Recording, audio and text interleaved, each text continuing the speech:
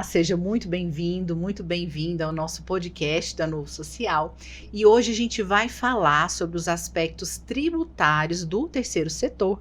E para isso, quem vai conduzir essa conversa conosco hoje é o Sidney, que é contador da Souza Lopes, sócio aqui da Novo Social, trazendo para vocês essas nuances que envolvem as imunidades, as isenções, que a gente se confunde todas as vezes, até na hora de falar, né? Seja bem-vindo, Sidney. Vamos falar sobre isenção e imunidades. Olá, um salve a todos. É um prazer estar aqui mais uma vez para a gente falar desses aspectos, né, ligados ao terceiro setor. Nós vamos falar hoje, na verdade, sobre os aspectos tributários de ordem geral do terceiro setor. Obviamente que não tem como falar sobre aspectos tributários, não falar sobre isenções, imunidades. Em outros episódios do podcast, nós falamos de forma geral sobre contabilidade, mas, como já anunciado, agora nós vamos entrar em aspectos mais detalhados, né? Falamos um pouco sobre contabilidade, agora vamos falar sobre aspectos tributários. Em outra ocasião, vamos falar sobre os aspectos trabalhistas e previdenciários, para enriquecer essa discussão e esse conhecimento em torno das organizações sociais. E assim, qual que é a diferença? Quando a gente fala de aspecto tributário dentro do terceiro setor, qual que é a diferença? Aquilo que avilta aos olhos, que é sempre falar de isenção e imunidade. Que diacho que é isso? Que diferença que tem uma da outra? Muito boa essa pergunta e é a maior curiosidade quando se fala em aspectos tributários, sem sombra de dúvida, né? Eu não me lembro exatamente, há uns 2 episódios ou 3, falamos um pouco sobre isso, quando tivemos até a presença da doutora Laís aqui, né? Sim. E também quando falamos sobre as características gerais da contabilidade do terceiro setor. Mas vamos reforçar esse entendimento. Bom, primeiro, quando nós falamos de isenção e imunidades, estamos falando da mesma coisa no sentido de desonerar. Ambas as situações de imunidade ou de isenção, elas fazem com que eu não tenha que pagar determinado tributo. Isso é o que acontece de forma prática. Mas existe uma diferença muito importante entre elas aí. A imunidade, todas as vezes que eu falo que uma entidade é imune, eu estou dizendo que essa previsão do não pagamento de determinado tributo, no caso que nós temos no Brasil hoje são as imunidades dos impostos, tá? Nós estamos falando necessariamente de uma previsão constitucional. Então é até redundante falar de imunidade constitucional, porque se é imunidade, já é constitucional. E para localizar exatamente essas imunidades na nossa Constituição, nós temos que ter em mente o artigo 150, inciso 6º, a linha C da Constituição Federal. Gente, deixa eu confessar uma coisa nesse podcast, eu não sei como é que ele grava esses artigos. É o dia a dia. E ele sabe na ponta da língua, eu fiz direito, se me perguntar eu não dou conta. É o dia a dia, né? Pela experiência de pleitear inúmeras vezes essas situações, a gente acaba memorizando, né? Mas as instituições, e aí é importante dizer quais são, né, essas imunidades previstas, então, no artigo 150, inciso 6º, a linha C. São as imunidades previstas para as entidades de assistência social e educação sem fins lucrativos. O artigo 150 ele vai falar de várias outras imunidades previstas, como, por exemplo, para os templos de qualquer culto e as organizações religiosas, que está na linha B. E na linha C, especificamente, ela vai falar partidos políticos, sindicatos e tal, e também sobre essa situação específica das entidades de assistência social e a educação sem finalidade lucrativa, né? Então, se é imunidade, é previsão constitucional. E essa imunidade é especificamente para os tributos da espécie imposto.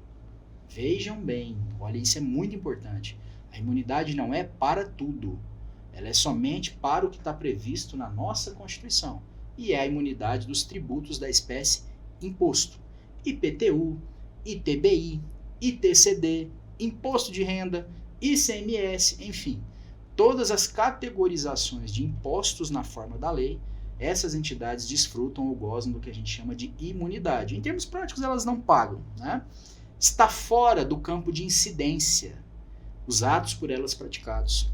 Entendi. Então não é uma possibilidade, por exemplo, de uma prefeitura conceder uma imunidade IPTU. Não, está fora da competência, está fora do campo de incidência a propriedade daquele imóvel ser base do IPTU.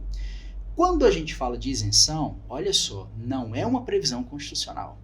Aí a gente diz tecnicamente que é uma mera liberalidade do ente tributante concedê-la ou não. Significa dizer que existe o fato gerador daquela incidência, tá? A gente vê muito isso em taxas, por exemplo. Então, é devido a priori aquela taxa, mas a prefeitura, ou o Estado, ou a União, dependendo do tributo ali, ele resolve conceder aquela isenção, aquele não pagamento. Repito, ele poderia legalmente tributar. A lei dá essa possibilidade. Não existe ali a previsão constitucional de não fazer incidir. Ele poderia cobrar, mas por uma questão política, por uma questão de planejamento social, ele resolve não fazer incidir aquela cobrança. Pode um dia cobrar? Sim, eu posso ter uma isenção hoje e amanhã não tê-la mais? Sim, porque é uma mera liberalidade daquele ente tributante fazer a cobrança em cima daquele fato gerador, como nós dizemos. Já a imunidade não. Não é uma mera liberalidade, ele jamais poderá fazer cobrar sobre aquela situação determinado imposto. Entendi. Então a imunidade em certos aspectos, né, ela é muito mais segura do que a isenção. Se a imunidade é uma previsão constitucional, e na nossa Constituição é cláusula pétrea, para acabar hoje, por exemplo, com a imunidade, precisaria fazer uma nova constituinte, porque nem por emenda constitucional eu posso acabar com as imunidades. Já a isenção não, como dito, hoje pode existir, amanhã não pode mais, dependendo aí, a critério de cada um dos entes tributantes. Então, basicamente, essa é a diferença entre imunidade e isenção. Lembrou de imunidade? Previsão constitucional. Lembrou de isenção? Mera liberalidade ou vontade do próprio ente tributante. Isenção, um dia pode acabar, imunidade nunca vai acabar, só se houver uma nova. E quando você fala ente tributante, para ficar bem claro, é o dono do dinheiro. É o município, o estado ou a federação. A gente tem a figura dos entes tributantes aí, né? As esferas, né, do poder executivo, digamos assim. As esferas de governo. União, estados, Distrito Federal, municípios. Esses são os entes ali tributantes. Porque na nossa Constituição, nós temos as competências tributárias de cada um desses entes. Lá a Constituição vai dizer, por exemplo, que o imposto sobre a renda é de competência da União. Vai dizer, por exemplo, que o ICMS é de competência dos estados e do Distrito Federal. Vai dizer que o IPTU, o ITBI, eles são competências municipais, assim como o ISS, o Imposto sobre Serviço. Então, esses entes tributantes, União, Estado, Distrito Federal e municípios, eles não podem, no caso da imunidade, tributar determinadas entidades. Entendi. E como é que isso funciona na prática? Eu fui lá, abri, constituí meu estatuto, a ata, meu CNPJ, estou mais ou menos ali iniciando e organizado, já faço direito, já tenho direito a essa imunidade e isenção, ou eu tenho que fazer mais alguma obrigação para conseguir fazer isso acontecer de fato? Maravilha, ótima pergunta. Quando é que se dá, então, de forma prática, né, o Isso. pleito, a materialização dessas imunidades? Só o fato de eu existir já assegura que eu tenho direito a essas duas, a isenção e a imunidade? Veja bem, a maioria dessas isenções e imunidades, elas não dependem de pleitear nada. Uma vez que você existe, tomou as providências legais de abrir a sua entidade, você já passou por aquela parte do cartório, né? Registrou o estatuto, fez a ata lá de organização que deliberou essa aprovação, elegeu diretoria, abriu seu CNPJ, abriu sua inscrição municipal, enfim, seguiu a vida organizacional da entidade do zero. Você já faz jus àquela isenção, àquela imunidade, desde o primeiro dia. Ocorre que algumas dessas imunidades, algumas delas dependem de uma provocação do ente tributante. Depende, por exemplo, de protocolar um requerimento, fazer um pedido e demonstrar a minha condição de entidade imune ou com entidade isenta, dependendo do que eu for pleitear, né? Então, eu preciso muitas vezes provocar o ente tributante, provocar a prefeitura, provocar o Estado, provocar a União, na figura da Receita Federal, por exemplo, e demonstrar que eu cumpro os requisitos. Sim, requisitos. Porque muita gente não sabe, mas a imunidade, ela tem condições. As entidades do terceiro setor, as organizações da sociedade civil que querem, que se entendem imunes, elas precisam cumprir aquilo que a lei condiciona para gozo dessa imunidade ou dessa isenção. E aí aonde nós vamos ter esses requisitos estabelecidos? Lá no artigo 14 do nosso Código Tributário Nacional. O nosso Código Tributário Nacional, no seu artigo 14, vai dizer quais são os requisitos que as organizações da sociedade civil, as entidades do terceiro setor, precisam obedecer para que seja garantida a sua imunidade, para que sejam reconhecidas como entidades de fato que têm direito a esse gozo da imunidade. Então, eu, organização social, para fazer valer esse direito, que já é inerente à minha situação jurídica de terceiro setor, digamos assim, eu preciso ir lá e protocolar algo? Preciso ir lá na prefeitura, onde quer que seja, e eu preciso, então, dar início a esse processo? Depende, porque aí é que está o ponto. Se você abre uma entidade, por exemplo, de assistência social, e ali essa entidade ela tem como natureza principal de receita, contribuições dos associados, doações recebidas. No âmbito federal, os tributos de competência da União, você não precisa mover nenhum protocolo específico para esse reconhecimento. Por exemplo, para que não haja cobrança do imposto de renda da pessoa jurídica, da contribuição social sobre o lucro líquido, estou falando aqui, gente, siglas e nomes, tá? Desse universo tributário, não se preocupem. Tributos de competência federal, como a PIS, COFINS, você não precisa mover nenhum processo. No âmbito federal, basta a declaração de que você se enquadra naquela entidade, nas obrigações acessórias que você entrega, nas declarações periódicas cobradas, nós vamos falar sobre isso mais à frente, que aí já se entende que você se declarou como imune ou como isento e está valendo. Mas alguns pleitos específicos não. Alguns entes tributantes, eles exigem sim um protocolo. Não é automático, como por exemplo funciona com a União. A União, repito, tem aquela presunção. Se você declarou e cumpre os requisitos, então está tudo certo. Se um dia ela fiscalizar, ela vai querer ver isso, né? Mas, por exemplo, você é uma entidade de assistência social, está funcionando, já declarou como imune para o governo federal, mas aí você compra um imóvel de propriedade da entidade. E a lei vai dizer que sobre esse patrimônio dessa entidade tem a imunidade do IPTU, que é o Imposto de Competência Municipal. Não é automático. A prefeitura automaticamente não vai detectar que você é o proprietário, né? A entidade é a proprietária, já vai lá e cadastra uma imunidade IPTU. Você precisa, na forma da lei municipal, provocar o reconhecimento dessa imunidade. Veja bem, não é que a prefeitura tem poder para te dizer se ela vai te dar ou não. Ela tem que te dar se você cumpre os requisitos. A única coisa que ela precisa ver, e ela pede um protocolo para isso, uma anexação de documentos que comprovam essa condição, ela vai só checar se você cumpre os requisitos da lei. Cumpridos os requisitos da lei, vai se cadastrar, por exemplo, no cadastro imobiliário daquele município, aquela imunidade, e a partir de então não vai mais ser cobrado aquele IPTU. Então, sempre que a gente fala como iniciar esse pedido de imunidade, no âmbito federal, através das próprias declarações periodicamente entregues pela entidade, pelo escritório de contabilidade, que é quem comumente faz. Mas, no âmbito estadual e no âmbito municipal, essas imunidades, essas isenções dependem de uma provocação. Se essa entidade, por exemplo, recebe um imóvel em doação, outro exemplo clássico, e a doação no Brasil é tributada pelo ITCD. Quem recebe a doação, seja o donatário, tem que recolher o ITCD.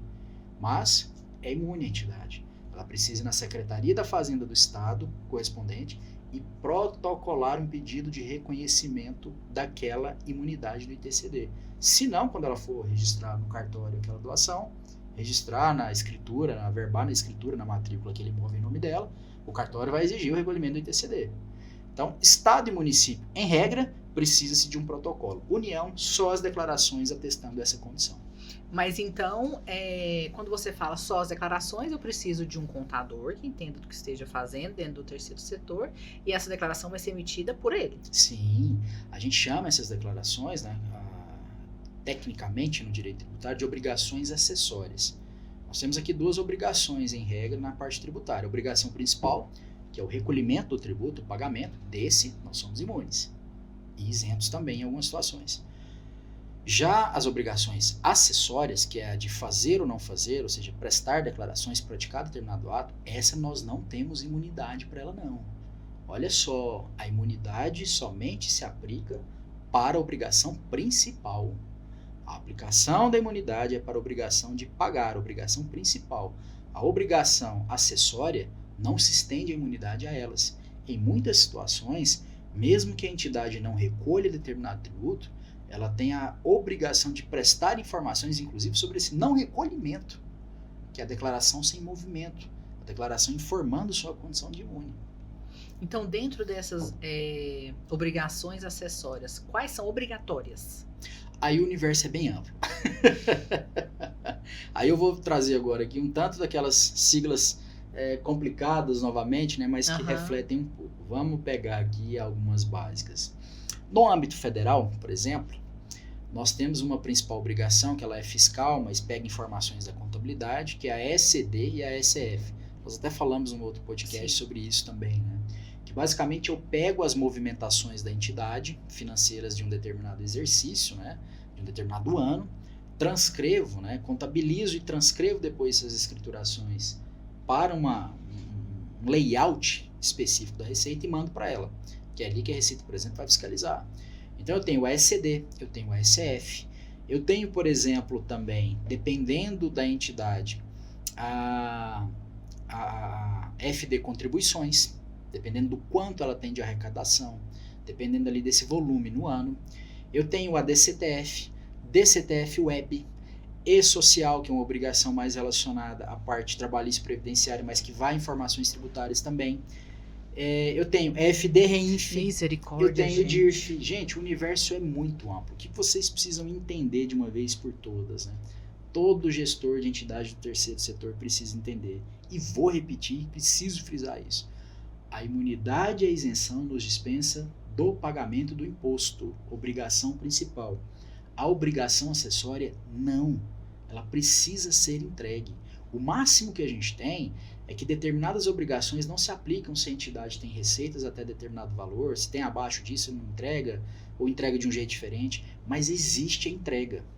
E aí você precisa de um profissional que conheça do terceiro setor, que entenda da particularidade tributária das organizações da sociedade civil, para até dizer para você, olha, a sua entidade, com essas atividades, com esse modo de operação, está por lei obrigada a entregar essas obrigações acessórias ou essas declarações. Então, no caso daquelas organizações sociais onde a gente é equipe, né? Tem muita organização social que ainda é assim, equipe, né? Eu não posso fazer nada disso. Quem tem que fazer é o contador. Só quero que fique muito claro, porque assim, eu participo de alguns grupos, né? E às vezes o pessoal coloca um terrorismo lá dentro. Gente, a declaração de não sei o que da SF, sei lá, desse que você falou aí, e tem que fazer e não sei o que. Aí eu fico assim, põe um terrorismo tão grande, aí alguns ficam assim, onde é que eu entro para fazer? Né? Gente, não é vocês que vão fazer a contabilidade de vocês. Aí a importância de uma contabilidade do terceiro setor. Então, assim, só para frisar, equipe, não faço. Não. Gente, isso é muito sério. Não é menosprezando a capacidade de um gestor de terceiro setor de forma nenhuma, né? Mas vai lhe faltar até competência técnica. Nós sabemos que no Brasil a questão tributária, de forma geral, a legislação tributária é extremamente complexa. Até para nós que trabalhamos com ela todos os dias, eu fico imaginando alguém que tenta até fazer isso por conta própria. Misericórdia. Gente, deve enlouquecer. É enlouquecedora a questão.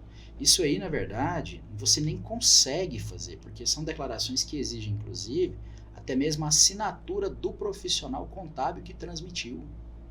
Que exige... Que é o CRC? Exatamente. CRC, né? Exige até mesmo a indicação do próprio CRC do profissional, porque ele responde junto com o gestor sobre aquelas informações. Entendi. Então, assim, não tente fazer por conta própria. Jamais.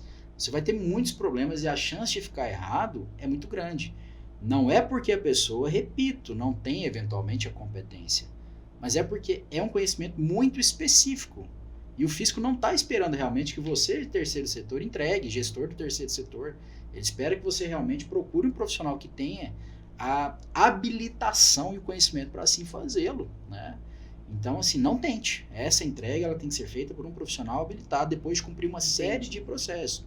E vale lembrar que não são obrigações só federais. Eu citei as federais aqui como principais, mas você tem também obrigações até no âmbito da prefeitura. Por exemplo, aqui em Anápolis, que é a nossa cidade base, nós temos uma obrigação chamada DEST aqui, Declaração Eletrônica de Serviço Tomado. Mesmo que a entidade não seja prestadora de serviço, e não é, na maioria das vezes, né, ela só tem a função, o objetivo social, e mesmo que esse serviço não tenha retenção de tributo, ela é obrigada a declarar numa declaração mensal para a prefeitura todos os serviços que ela contratou. E é normal uma entidade contratar serviço. É uma obrigação municipal, que tem previsão de multa, inclusive. Às vezes o fisco não autua, não faz essa operação nesse sentido, mas tem a previsão de multa na legislação.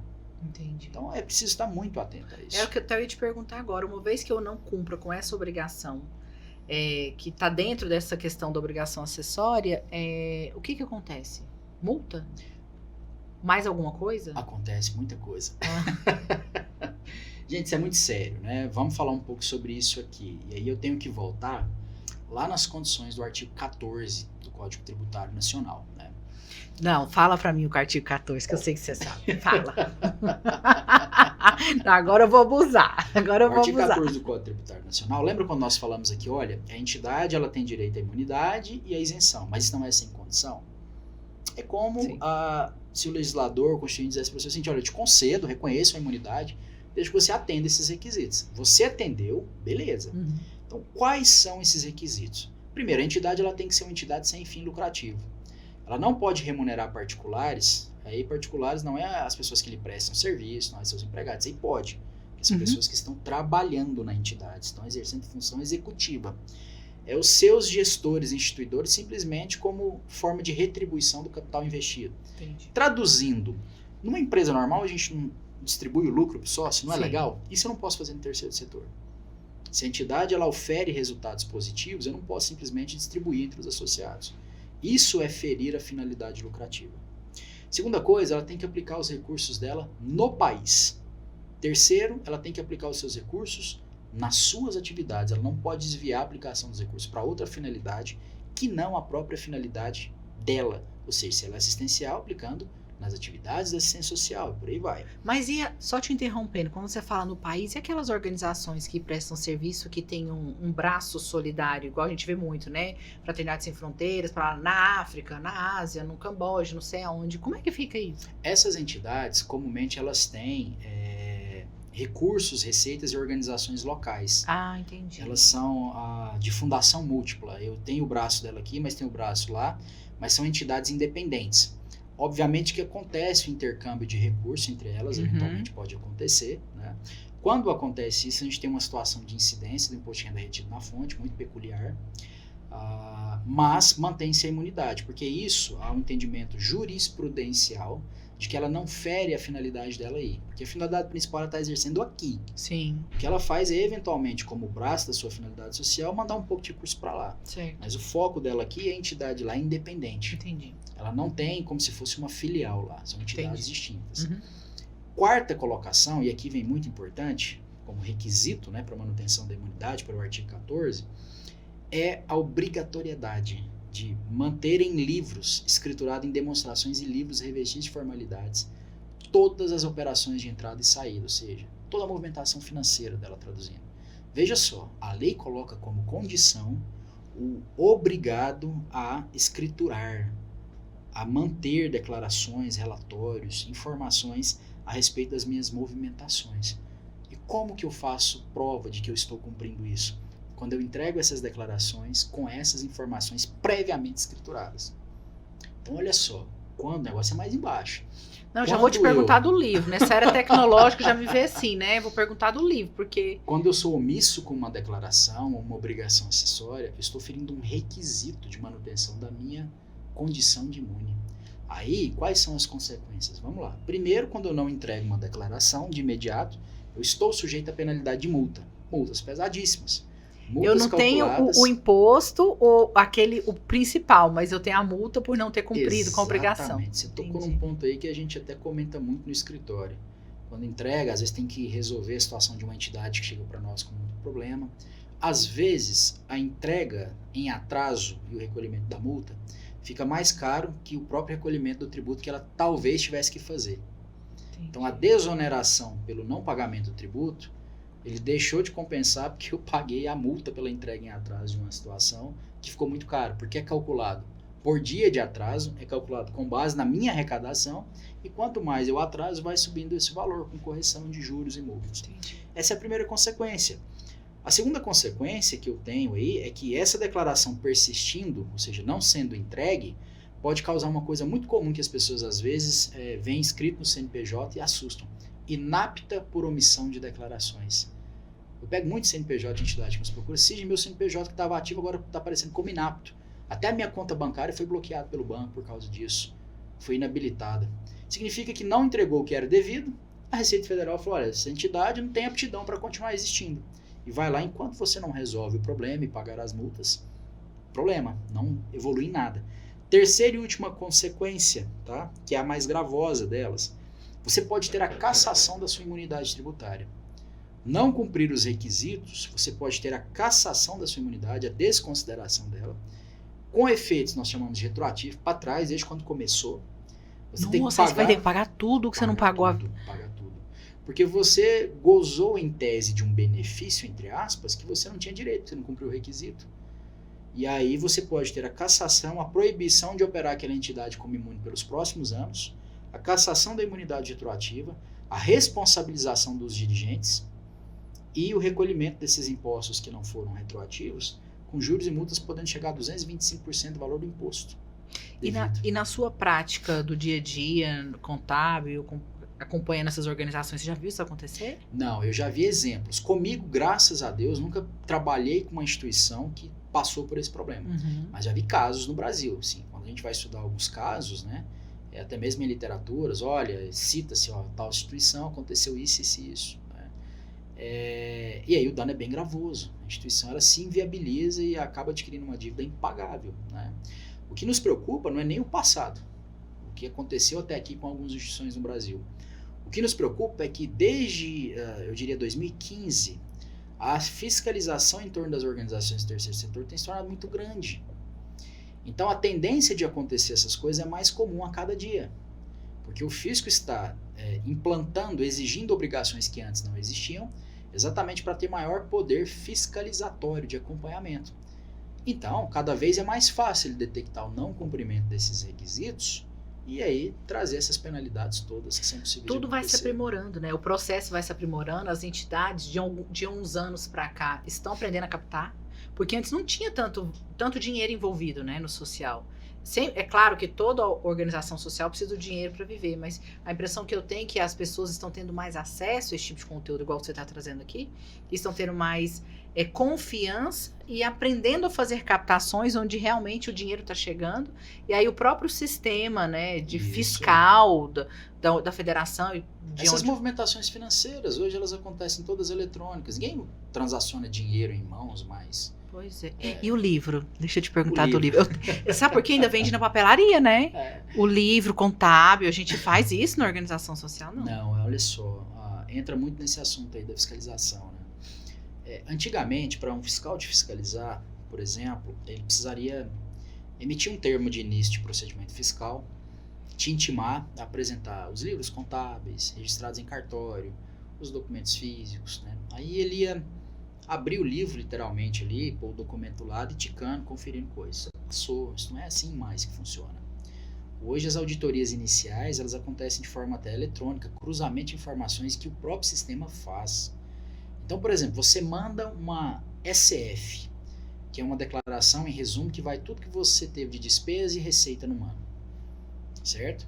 Ali naquela SF, ele já vai cruzar com, por exemplo, as informações fornecidas pelo banco a respeito da sua movimentação financeira. O próprio sistema já vai cruzar isso aí. Então, se eu prestei serviço para a sua organização social e emiti uma nota fiscal, e na hora que você foi fazer a sua movimentação financeira não consta lá, pega isso também? A Receita hoje tem condições de pegar. Não vou te dizer que necessariamente vai pegar todas as vezes, mas ela tem tecnologias para detectar. Entendi. O que você citou para mim aqui agora é um exemplo claro de cruzamento de informações. Você emite uma nota hoje que é eletrônica, já cai na base do governo, sim. É uma fonte de informação. Eu entrego uma declaração da entidade que eu atesto que não contratou o serviço de você. Então, por um lado, eu tenho a organização Projetize, o Novo Social, prestando serviço para a entidade. Por outro lado, eu tenho a entidade não declarando que contratou esse serviço. É como faz o imposto de renda de pessoa física. Uhum. Já é uma inconsistência. Entendi. É lógico, a fiscalização nem sempre ela vai atrás de tudo isso por questões diversas, falta de pessoal. Ela avalia ali a necessidade de fato de fazer aquela auditoria, vai ter algum retorno, né? Mas a gente não pode cravar que não vai acontecer. Uhum. Eu não sei qual é o critério que a Receita vai usar nos seus planos fiscais, por exemplo, para iniciar um procedimento fiscal. O fato é, o que você declara hoje é cruzado com outras informações que ela recebe de outras fontes. E o fiscal não precisa ir lá olhar livro, até não existe mais, hoje é tudo eletrônico. Então, o sistema hoje é capaz de entregar uma notificação para você de forma eletrônica sem intervenção manual. Olha, Camila, nós cruzamos os dados da sua entidade com tal coisa e falta isso. Nos dê mais detalhes dessa transação aqui, o que está acontecendo? Então, veja bem, o universo hoje de tecnologia fiscal do Brasil é muito avançado. E essa tecnologia já está na porta do terceiro setor. Então, atente-se para aquilo que você manda, tá?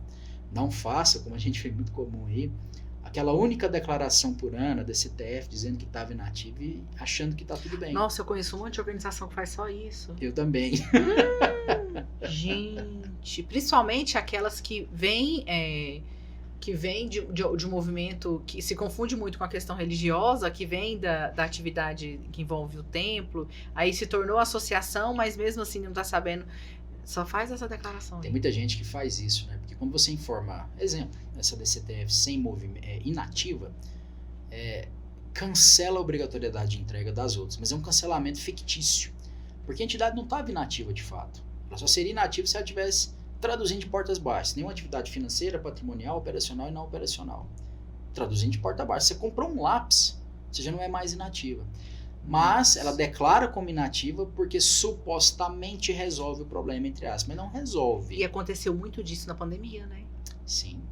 Eu lembro de lidar com situações e conversar com gestores onde durante a pandemia ficou parado, não pôde, né? Até por uma questão de aproximação e tudo, não podia, da situação de saúde que a gente vivia, e não movimentou. Estava inativa de fato. Estava inativa de fato, mas não movimentou nenhum tipo de declaração. E depois, quando foi retornar para as atividades, assim, estava com um grande problema nas mãos. Se você de fato estava inativo, a declaração a ser entregue é de fato como inativa, nenhum problema. O problema surge que uma suposta facilidade vendida por muito profissional, ou muito gestor acha que resolve assim, não precisa só entregar uma declaração por ano, tá bom, já cancela, certidão sai negativa. Sai negativo porque você disse que estava fechado e a Receita ainda não cruzou essa informação com nenhuma outra. Mas o primeiro cruzamento que ela fizer e detectar, ela pode te autuar, porque você fez uma declaração inidônea para o fisco. Isso é muito sério, o pessoal não entende a gravidade disso, né? Mas como vai passando, vai mandando e continua com a prática do jeito que vem sempre acontecendo. Entendi. Então, para a gente fechar tudo isso aqui que a gente trabalhou hoje, o que eu posso, resumindo, o que eu posso deixar para quem está assistindo a gente da importância do cuidado com as questões tributárias que envolvem as organizações sociais? Primeiro, você precisa contar com bons profissionais na sua área contábil. Procure profissionais que entendam da dinâmica do terceiro setor, que entendam da sua entidade, do modus operandi da sua entidade e como ela deve se comportar perante as questões fiscais. O que ela tem que entregar, o que ela não tem. Não tente fazer isso sozinho. Procure um profissional que vai te orientar nesse sentido. Segundo, acompanhe esse profissional, peça informações daquilo que ele entrega, monitore as suas certidões, monitore a entrega das obrigações acessórias, peça ali relatórios periódicos sobre essas questões. Isso é muito importante. E entenda, a sua entidade ou ela vai ter uma imunidade ou ela vai ter uma isenção, ou ela pode ter os dois, né? E em termos práticos significa não pagamento de tributo. E aí você tem que, com a ajuda desse profissional, entender quando é que eu preciso de uma provocação do ente, ou seja, apresentar para ele requerimentos, dependendo da transação, quando é que simplesmente eu preciso colocar isso nas minhas declarações, né? Mas entendo, o terceiro setor, por cumprir uma função substitutiva do Estado, ou não substitutiva, mas de apoio ao Estado, cumprindo uma função estatal, ele goza desse benefício. A ideia do Estado é que, ora, como é que eu vou tributar alguém que está empreendendo esforços sem finalidade lucrativa para suprir um trabalho que diz respeito a mim, é uma responsabilidade minha, né? Então você tem esse direito. Não saia pagando qualquer guia que te chega, não. Tome conhecimento disso. Converse com o seu contador. Converse com o seu contador. Bom, Cid, a gente fica por aqui. Eu te agradeço, né, os esclarecimentos. Eu sempre tenho dúvida. Isenção, imunidade, hoje para mim ficou muito mais claro. Eu gostaria de convidar todo mundo que está assistindo o tema de hoje, que a gente teve hoje, para que possa compartilhar, né, esse vídeo com outros gestores de outras organizações que vocês conheçam, ou para pessoas que estão pensando em construir né, em abrir a sua organização social, para poder entender, já começar a entender desse universo profissional, né? Recentemente eu entrevistei uma gestora do terceiro setor que ela vai abrir uma organização social, já tem 3 anos. E tem 3 anos que a gente está fazendo um processo com ela de organização, onde a Souza Lopes está inserida, né, para poder abrir a casa de acolhimento. Tem 3 anos que ela ainda não está ativamente funcionando, não está entregando o serviço social, mas já está trabalhando toda essa parte de organização para quando começar a empreender, deveras, né, tudo esteja muito bem organizado. Então, não tenho pressa, né? Vamos consultar o nosso contador, um advogado competente, alguém especialista que entenda do assunto, um bom projetista e se acercar de todo esse conhecimento para que a sua entrega seja certeira, para que você não tenha problemas, né, de despesas financeiras com multas ou algo que você está pagando e teria o direito de estar imune ou isento, para que você consiga fazer uma entrega social mais segura, onde quer que você queira intervir, no cenário onde você queira ali adentrar. Obrigada pela sua presença hoje. Vamos compartilhar esse conteúdo para que mais pessoas tenham acesso e a gente consiga fazer um terceiro setor mais profissional. Até mais. Até mais.